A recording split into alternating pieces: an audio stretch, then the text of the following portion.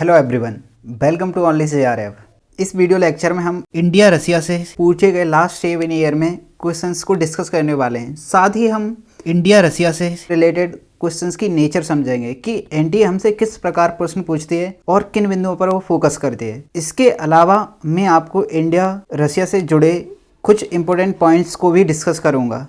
इस video lecture को शुरू करने से पहले मैं आपको बता दूं कि आपको मॉर्निंग में 1 या 2 टॉपिक मिल जाते हैं और सेम टॉपिक की इवनिंग में वीडियो आ जाती है। यानी कि सुबह आपको टॉपिक प्रोवाइड करा दिया और शाम को उसी टॉपिक की वीडियो आ जाती है। आपको इन सभी की जानकारी ओनली जेआरएफ टेलीग्राम चैनल पर मिलती है। साथ ही मेरे सभी नोट्स या यूजीसी नेट के लास्ट ईयर के पेपर्स ओनली जेआरएफ ग्रुप में ही मिलते हैं, जो वहाँ पर अपलोड हैं, जो बिल्कुल फ्री भी हैं। तो चलिए आज के इस वीडियो लेक्चर की शुरुआत करते हैं। इस वीडियो लेक्चर की शुरुआत करने से पहले मैं आपको बता दूं कि इस पर आप विश्वास कर सकते हैं, रिलीव कर सकते हैं। यानी कि ये कंटेंट ऐसा है जो लास्ट ईयर में पूछे गए प्रश्न वही हैं यहाँ पर, तो आपको विश्वास तो करना पड़ेगा। आप जिस भी एग्ज़ाम की तैयारी करें तो उसके लिए लास्ट ईयर पेपर या लास्ट ईयर क्वेश्चंस हैं वो तो काफ़ी मायने रखेंगे। तो लास्ट ईयर क्वेश्चंस हैं वो हमें एक गाइडेंस यानी गाइड की तरह कार्य करेंगे।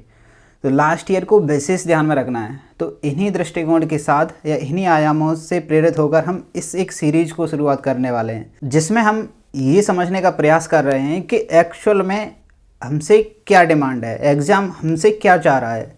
क्योंकि यह हम एक सिलेबस से जान सकते हैं तो दूसरा जान सकते हैं PYQ से। तो यहाँ पर हमारी अप्रोच यही है कि PYQ के माध्यम से हम आगे बढ़ें। तो चलिए इस वीडियो की शुरुआत करते हैं। इंडिया रसिया से प्रश्न देखिए कि प्रश्न कैसे पूछे जा रहे हैं।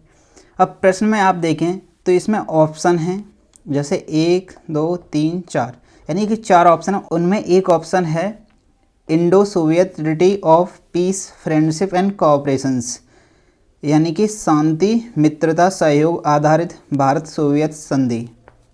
इट मीन्स कि यहाँ पर एक ऑप्शन के रूप में दी हुई है ये संधि।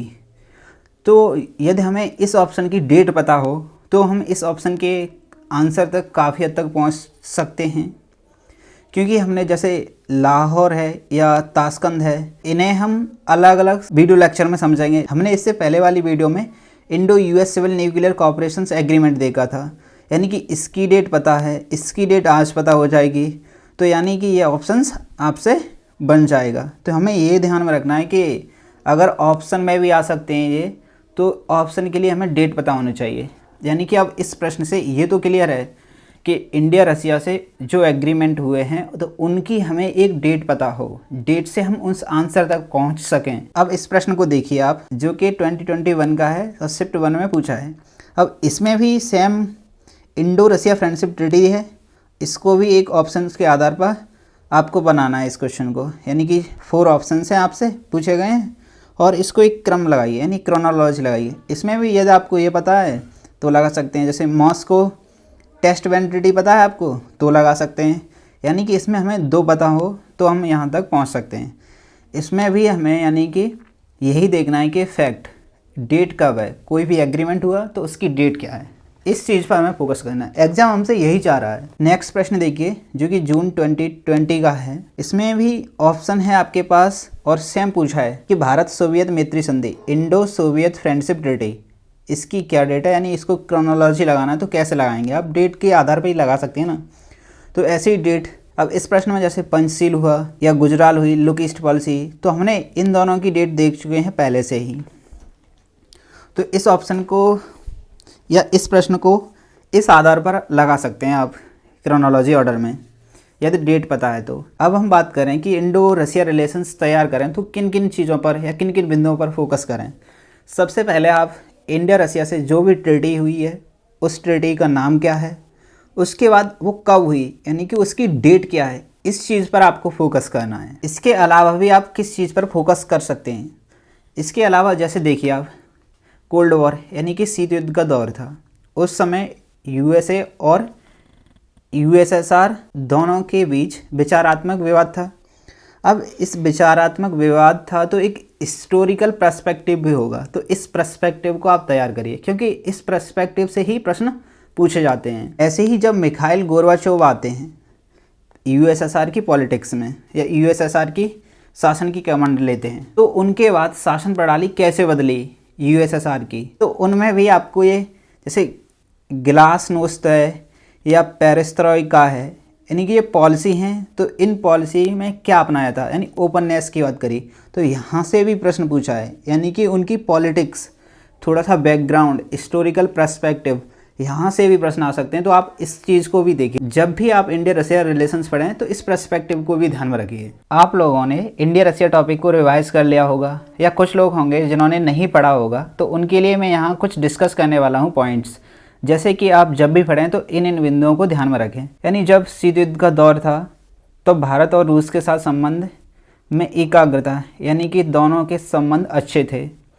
ऐसे ही जब 1955 में यूएसएसआर के नेता भारत आए तो संबंधों में सुधार हुआ। ऐसे ही कश्मीर के मामले में भी यूएसएसआर ने भारत का साथ दिया था। अब सबसे ज़्यादा याद रखना है आपको, तो वो है treaty of piece and friendship, जिसकी डेट याद रखनी है। इसको अन्य नाम से जानते हैं कि इंडिया रसिया फ्रेंडशिप ट्रीटी, जो कि अक्सर PYQ के ऑप्शंस के रूप में मिल जाती है हमें। ऐसे ही 1985 में थोड़ा सा महत्व कम हुआ, इम्पोर्टेंस कम हुआ। इसके पीछे का कारण है क्योंकि यूएसएसआर का डिक्लाइन होना।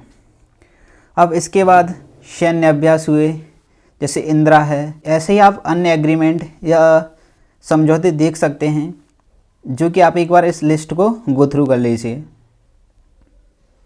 अब सबसे इसमें भी इम्पोर्टेंट है कि आप जो 2+2 मिनिस्ट्रियल डायलॉग्स है उसको एक बार देख लीजिए। इसके अलावा एक PYQ के ऑप्शन में है मास्को टेस्ट वैन ट्रीटी। इसकी आप डेट याद रखिए, क्योंकि डेट के आधार पर ही आप ऑप्शन में मैचिंग कर सकते हैं या क्रोनोलॉजिकल ऑर्डर पर लगा सकते हैं। तो आई होप PYQ एंड इस टॉपिक को पढ़ने से आपकी कुछ एनालिसिस या कॉन्सेप्ट क्लियर हुए होंगे। अब इन कॉन्सेप्ट को आप अपने जब भी दिसंबर में एग्ज़ाम दें तो उसमें अपनाइए अच्छे से। और मुझे ये भी आशा है कि आप इस वीडियो से कुछ ना कुछ लाभ ले पाए होंगे। साथ ही आप कुछ अन्य लोगों की भी सहायता करना चाहते हैं तो आप शेयर कर दीजिए, जिसमें आपका फ़ायदा ये होगा कि आपके लिए कंटेंट अच्छा और नया आएगा, और मेरे लिए फ़ायदा ये होगा कि मुझे भी व्यूअर्स मिलाएंगे तो मोटिवेशन का कार्य करेगी। साथ ही जो लोग कमेंट करके बता रहे हैं कि वीडियो काफ़ी अच्छी हैं, तो उनसे भी आग्रह है कि आप ज़्यादा से ज़्यादा स्टडी पर फोकस कीजिए और अपने आने वाले एग्ज़ाम के लिए टू द पॉइंट रहिए।